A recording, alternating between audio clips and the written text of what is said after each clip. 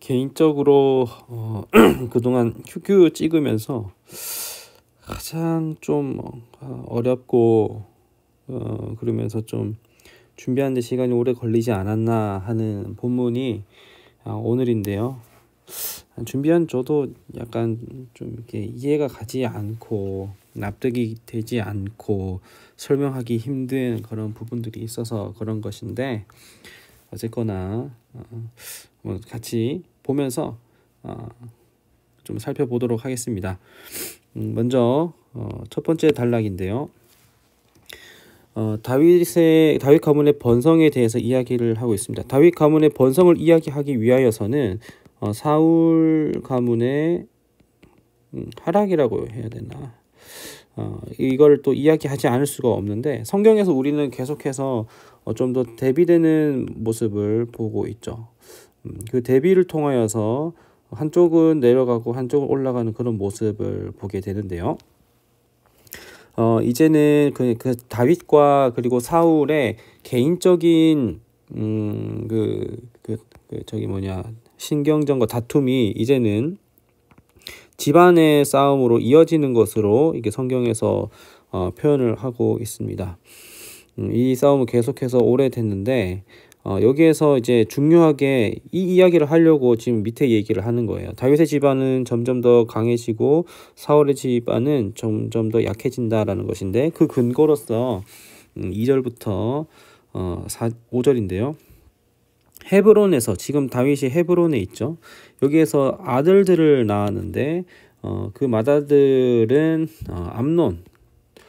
암논이고, 이 이제 아히노암, 우리가 앞에서도 계속 이제 아히노암이랑 그리고 아비가일이랑 계속 같이 다녔다라는 거를 이제 중간중간 우리가 봤었는데, 그것은 이 이야기를 하기 위하여서, 그리고 앞으로 나타날 이야기를 위하여서 중간중간에 계속 구절이 나타난 것이었고요. 그 다음에 길르압입니다. 길르압. 그리고 셋째는 압살롬이에요. 압살롬이고, 넷째는 아도니아입니다. 그리고 다섯째는 스바냐이고, 그리고 여섯째는 이드르암입니다. 여섯째. 그런데 여기에서 우리가 이 부분에서 우리가 알 수 있는 것은 다윗의 후계자가 6명이나 있다는 것, 이것이 여기에서 나타나고자 드러내고자 하는 그런 메시지입니다.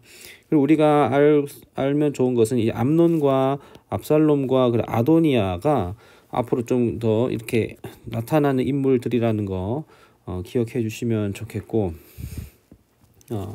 그 다음에 여기에서 이렇게 다윗 가문이 이만큼이나, 헤브론에서 낳은 아들들, 다윗이 하나님의 말씀에 따라서 헤브론에 왔는데 헤브론에서 이렇게 낳은 아들들이 6명이나 된다라는 것은 다윗의 가문이 점점 더 이제 강성하고 있다라는 것을 단편적으로 보여주는 그런 단락이라고 생각을 하시면 되고요.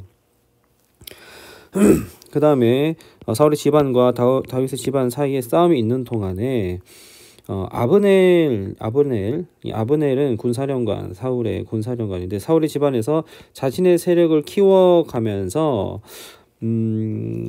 이제 베냐민 지파, 그 이스라엘의 북쪽에서 자기의 세력을 하면서 이스보셋을 앞으로 세워서 이렇게 자기의 세력을 높여가는 그런 사람인데, 그런데 여기 사울에게 죽은 사울에게 첩이 있는데, 그 이름이 이제 리스바입니다. 아야의 딸이라고 얘기하는데, 어쨌거나 사울의 첩이라는 것을 얘기를 하고 있는데, 이스보셋이 아브넬에게 말합니다. 어떻게 내 아버지의 첩과 잠자리를 같이 할 수 있어? 라고 이렇게 얘기를 하는데, 우리가 그냥 이거를 이제 오늘날을 살아가는 우리의 그 문화나 관습 가운데에서 생각을 하게 되면, 아버지의 첩과 잠자리를 같이 한다라는 것은 굉장히 윤리적인 문제로 우리가 볼 수가 있는데, 그 문제일 뿐만 아니라 이 이야기는 당시에 그 아버지의 처나 첩을 취할 수 있는 것은 그 왕의 왕위를 계승할 수 있는 왕자 혹은 이제 그 왕위를 계승한 그 왕만 가능한 거였거든요. 그러니까 지금 이스보셋은 계속해서 자신의 권력을 키워나가고 있는 아브넬이 이제 아버지의 첩이었던 리스바까지 취하면서 이제 정말 나를 제쳐놓고 또 왕의 자리를 탐하려고 하는 것이 아닌가라는 그런 생각 때문에 이렇게 이야기를 한 것입니다. 그랬을 때에 아브넬이 무슨 말을 하냐면 이렇게 길게 얘기를 하는데요. 이 부분 한번 보면은 굉장히 지금 화가 납니다. 자, 여러분들 우리가 여기에서 오해하지 말아야 할 것은 이스보셋이 지금 이렇게 얘기를 하죠. 어떻게 아버지의 첩과 잠자를 같이 할 수 있어? 라고 이렇게 얘기했었을 때 아브넬이 여기서 보면은 아브넬이 그렇게 그 사울의 처를 취한 것에 대하여서 나온 얘기가 없어요. 성경에서는 아브넬이 리스바를 이렇게 잠자리를 같이 했다 뭐 이렇게라고 얘기를 하지 않았어요.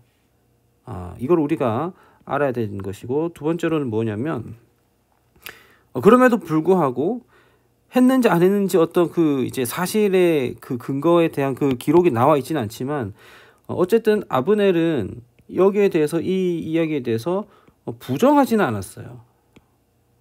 왜 그렇지? 한번 볼게요.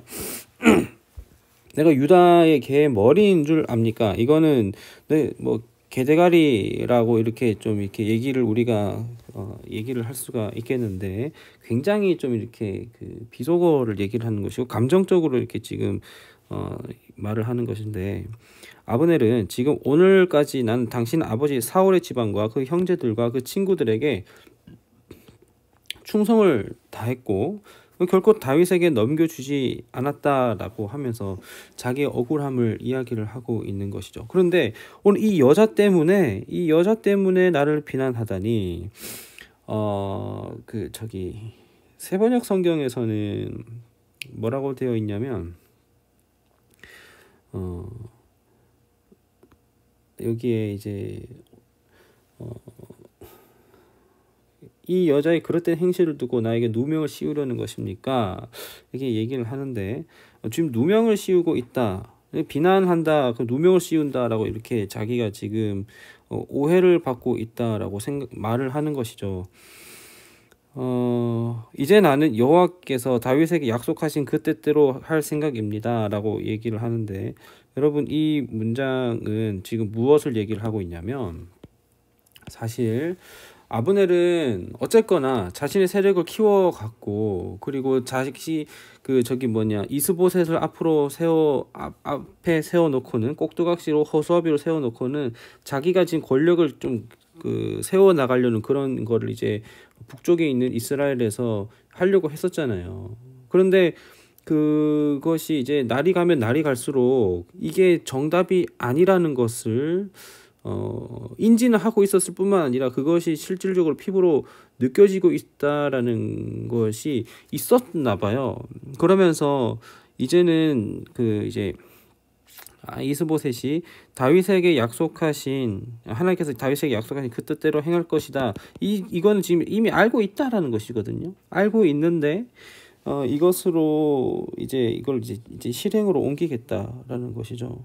그러면서 이제 난 더 이상 내가 그동안에 지켜왔었고 내가 하고자 했었던 그 권력을 버리겠다라는 그런 이야기로 저는 이해를 하고 있고요. 그리고 내가 그렇게 하지 않는다면 하나님께서 나에게 심한 벌을 내리도 좋겠다라는 것은 정말 굳게 맹세를 하고 있는 것이죠. 여호와께서는 이 나라를 사울의 집안으로부터 사울의 집안에서 옮겨서 다윗의 보좌를 세우게 했는데, 단에서부터 브엘세바라고 이렇게 얘기하는데, 이스라엘이 이렇게 요단 갈릴리 이렇게 있을 때 여기가 단이에요. 단에서 여기 브엘세바, 여기까지 브엘세바가 있는 데까지가 비옥한 농사를 지을 수 있는, 그리고 이제 과일이 나는 곳이고, 그 밑에 있는 곳에는 다른 곳에는 이제 사막 광야입니다. 어쨌든 실질적으로 사람이 살 수 있을 만한 곳을 가지고서 그 이스라엘 영토 가운데 단에서 브엘세바라는 것인데, 이것은 그냥 여기에서 저기 이스보셋이 아니 그 아브넬이 그냥 한 얘기가 아니라 당시에 흔히 사용하던, 그러니까 할라에서 백도까지 뭐 이런 이야기 있죠. 이런 것처럼 단에서 브엘세바까지 이거를 그냥 이렇게 얘기를 하는 것인데, 이스라엘 전역을 다윗의 보좌 위에 세울 것이다라고 이렇게 얘기를 하는 것은, 이제 물론 아브넬이 그동안에 자기의 권력을 위해서 이렇게 힘을 썼던 사람이지만 이번 일로 서운해서 그런 건지 모르겠죠. 어쨌거나 어떤 심경 때문에, 어떤 사건 때문에 그런지 모르겠지만 아브넬은 이제 돌이켰어요. 물론 자기가 잘못된 길로 걸어가고 있었다라는 것을 알고 있긴 했지만 돌이켰어요. 제가 봤을 때 돌이켰어요. 우리가 이제 내일과 모레 계속해서 아브넬 중심으로 이야기가 풀어갔거든요. 근데 아브넬은 돌이킨 것 같아요. 돌이켰고, 그랬을 때 이스보셋은 이 아브넬이 두려워서 더 이상 대꾸하지 못했다라고 하는데, 이 이야기를 다 듣고 나서 어떤 두려움인지 모르겠지만 어쨌든 두려워하고 더 이상 대꾸하지 못했습니다라고 했는데, 이 말까지만 듣고 여기에서 대꾸하지 못한 게 아니라 앞으로 계속해서 모든 일이 있을 때까지 더 이상 아브넬에 대해서 얘기하지 못했다라는 그런 이야기를 하게 됩니다. 다시 이제 위로 올라가서 여기에 있는 이 내용을 가지고서 이야기를 할 때, 여기에서는 다윗의 가문이 계속해서 지금 상승하고 있는 것을 얘기를 하고 있지만, 그럼에도 불구하고 그냥 여기까지만 보면 좋겠어요. 왜냐하면 이것은 다윗의 가문의 상승을 얘기하는 것과 동시에 사울의 가문의 하락을 이야기하는 것임에도 불구하고, 여기에 나타난 암논과 그리고 압살롬과 아도니아 모두가 나중에 나타날 때에 그렇게 썩 긍정적인 인물로 나타나는 사람들은 아니거든요.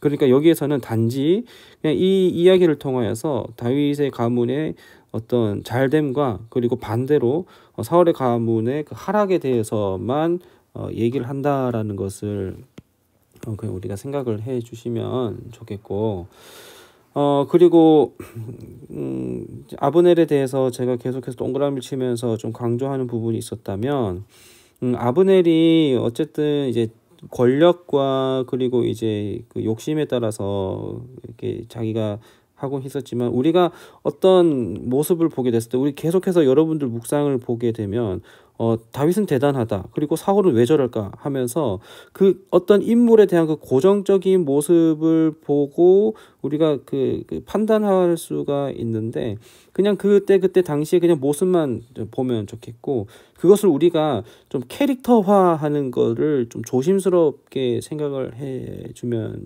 좋겠어요. 그래서 아브넬은 이런 적도 있었지만 저런 상황도 있게 하고, 우리도 한번 이렇게 그 만들어진 우리의 캐릭터가 바뀌어지지 않는다면 굉장히 불행하겠지만, 우리는 삶 가운데 하나님을 경험하면서 계속해서 우리의 캐릭터가 계속 바뀌어 나갈 수 있다라는 것을 기억해 주시면 좋겠고, 그리고 아까도 얘기했지만 이 6명의 아들을 낳았다는 것이 헤브론에서 어떻게 좀 이렇게 다윗의 가문이 점점 더 이렇게 번성하고 있다라는 메시지를 주고 있기는 하지만, 한편 다윗이 이렇게 정략 결혼, 그러니까 헤브론에서 입지를 다지기 위하여서 정략 결혼하는 게 또 어떻게 또 후폭풍이 나타날지, 그런 거. 그러니까 우리가 인생을 살아감에 있어서 그리고 신앙생활을 함에 있어서 이렇게 우리는 정말 미시적인 부분들만 보는 거, 이것도 중요하긴 하지만 우리 성경 66권을 전체 다 거시적인 관점으로 보는 것도 중요하다라는 거, 그런 좀 얘기를 하면서 오늘 묵상, 네, 그리고 해설 이 정도로 마치도록 하겠습니다.